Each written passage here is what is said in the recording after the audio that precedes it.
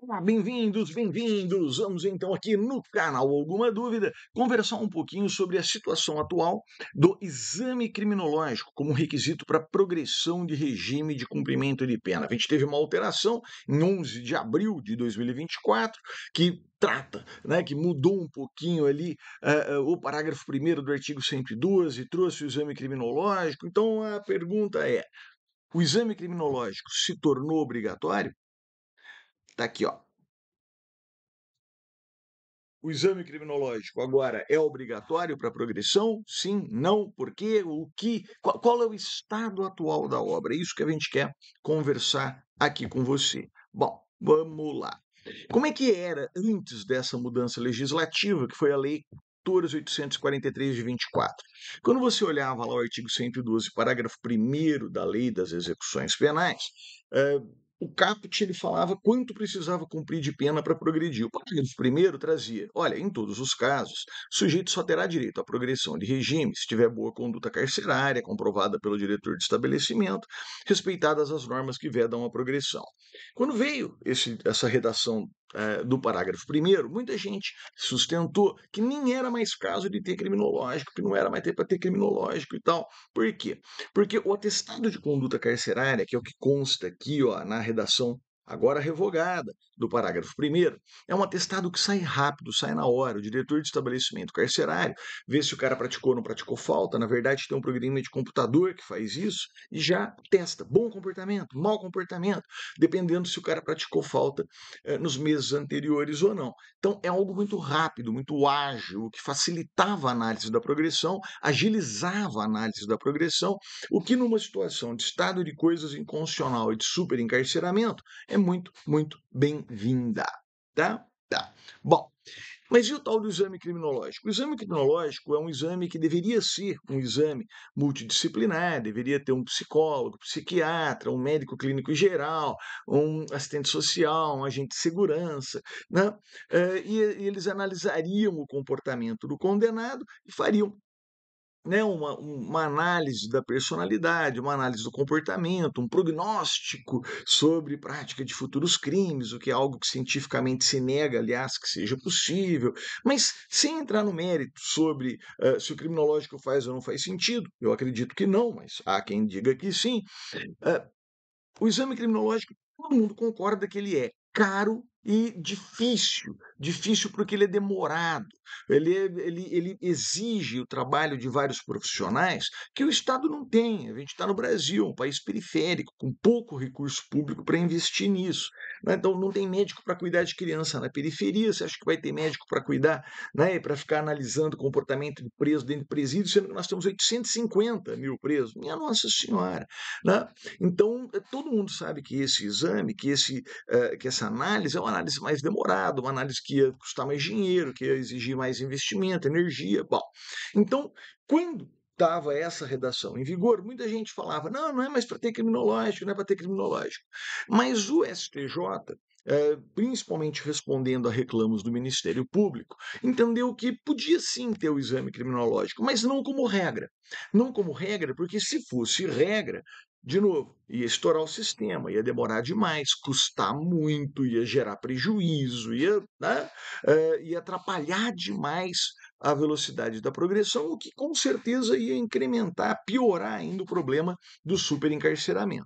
Então o STJ veio e editou essa súmula, que é a 439 do STJ.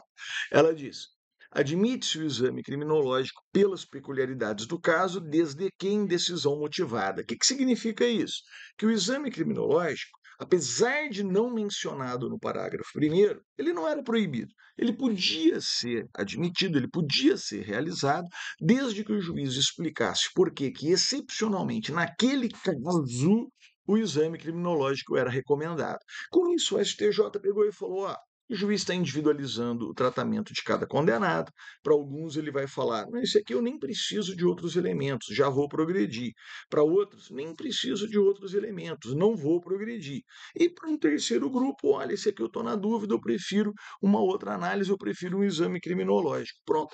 Com isso, o juiz estaria, na visão do STJ, individualizando o tratamento e individualizando, não é, a velocidade da progressão de cada um, individualizando até mesmo o trâmite de cada processo em relação à progressão. Com isso, também, né, você estaria equilibrando o sistema na medida em que, se todos vão fazer criminológico, explode, não tem dinheiro, não tem recurso, demora demais. Se nenhum faz, acelera. Mas se só alguns fazem, não ia retardar tanto, não ia estourar tanto nem o orçamento, nem a velocidade, nem o superencarceramento. Foi esse o raciocínio do STJ. E foi assim que valeu por muitos e muitos anos. Mas veio a reforma. Veio a reforma agora em 11 de abril de 24. E o que ela trouxe? Olha a nova redação que em todos os casos o apenado somente terá direito à progressão se ostentar boa conduta carcerária comprovada pelo diretor de estabelecimento, que é aquele atestado, e pelos resultados do exame criminológico, respeitadas as normas que vedam a progressão. Vixe, então tem um E aí. Ah, tem o resultado do exame criminológico. E agora? E agora? E agora? Bom, e aí que, para a parte da doutrina, o exame criminológico, então, agora é um requisito necessário para toda a progressão. Para outra parte da doutrina, não. Como sustentar que sim, como sustentar que não? Qual é o estado agora dessa argumentação? Vamos lá. Primeiro, bom, também tem que lembrar que o artigo 114, isso também foi reforma, que o artigo 114 também diz que para ir para o regime aberto, ó, pelos antecedentes e pelo resultado do exame criminológico, então tem mais um artigo que fala do exame criminológico, além do 112, parágrafo 1º. Mas vamos entender, então, o que cada um tem argumentado a respeito. Vamos lá. Ele é obrigatório? Então, para parte da doutrina, sim. Sim, ele é obrigatório. Pô, por que ele é obrigatório? Porque está escrito no 112, parágrafo 1º, que para progredir em todos os casos tem que ter o resultado do exame criminológico, e porque tem lá no 114 que para ir para o aberto vai ter que passar pelo exame criminológico. Então, pronto, para essa parte da doutrina é obrigatório o exame criminológico.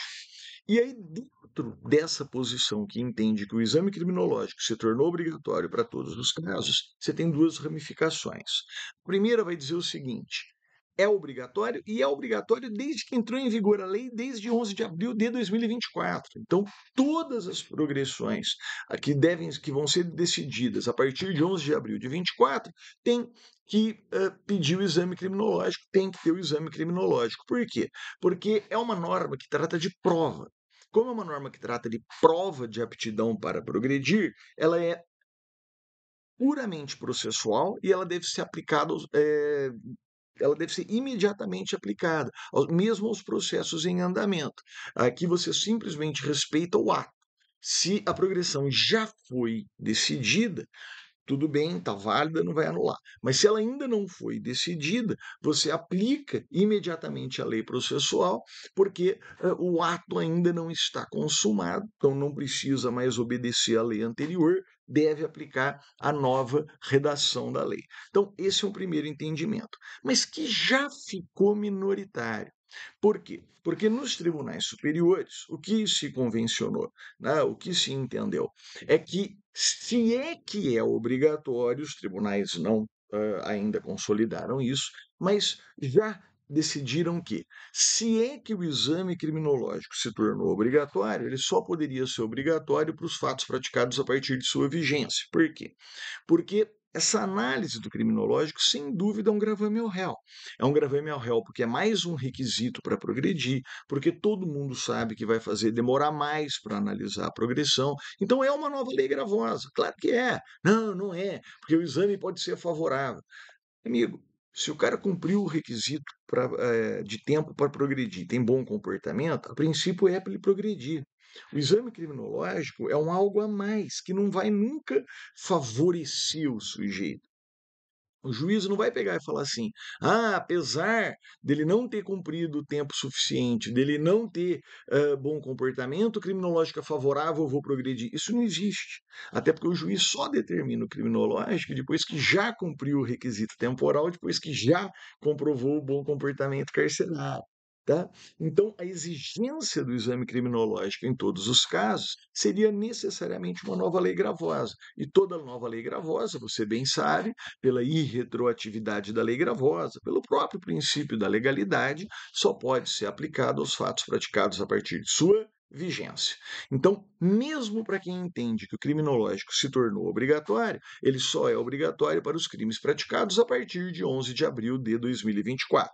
Para os crimes anteriores, que cá entre nós ainda são aqueles que estão em discussão, né?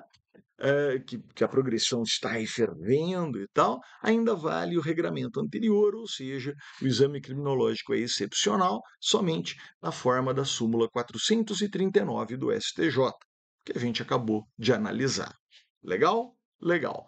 Bom, mas tem uma segunda vertente ainda da doutrina, que diz o seguinte: não é obrigatório. Tá? Por que, que ele não é obrigatório, mesmo com a atual redação do parágrafo 1º, lá do artigo 112 e do artigo 114?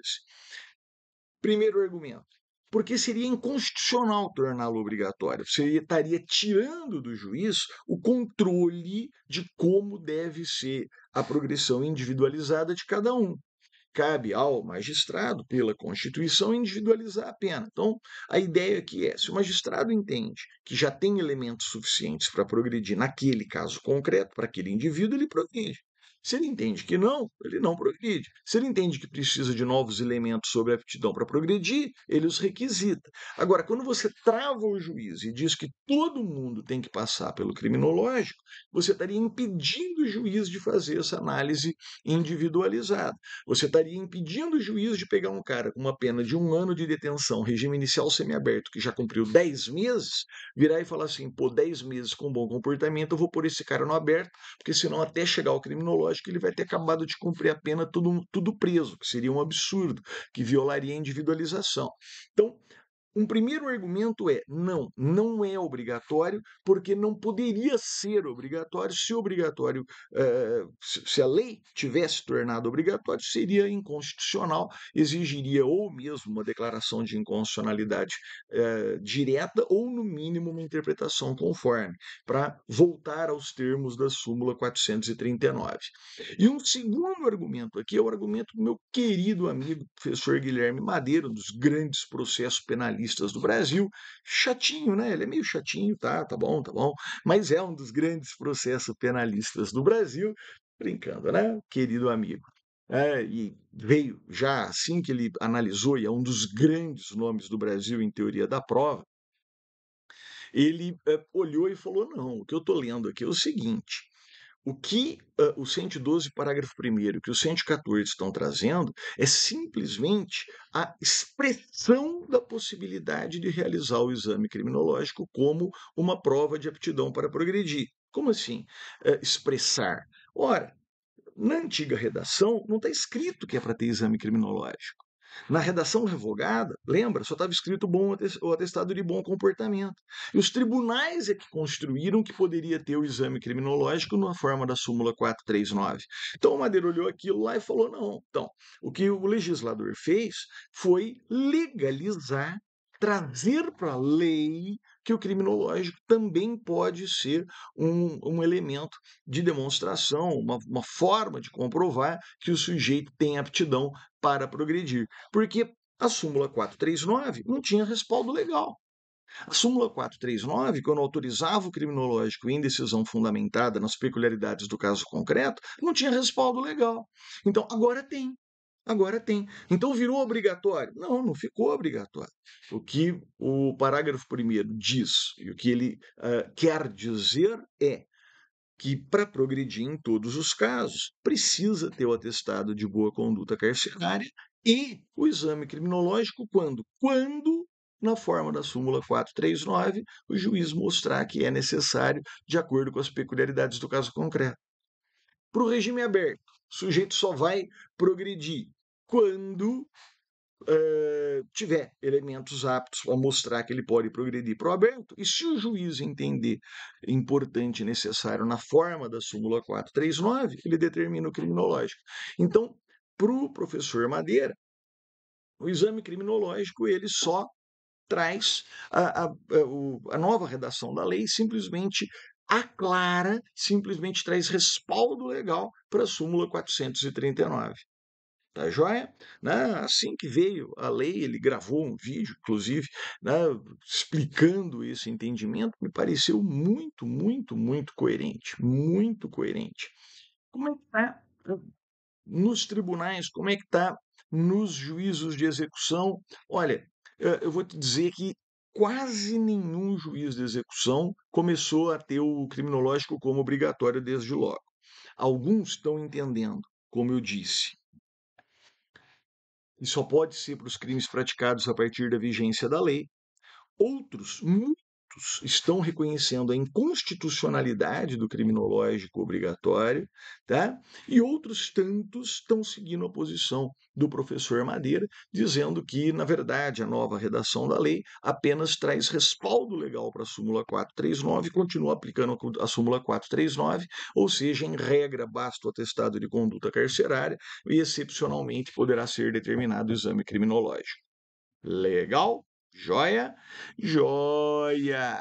Ficou obrigatório, então? Ainda temos controvérsia, tá? Mas sem dúvida, ou pelo menos pelo entendimento francamente majoritário, se obrigatório for, só para os crimes praticados a partir de 11 de abril de 24.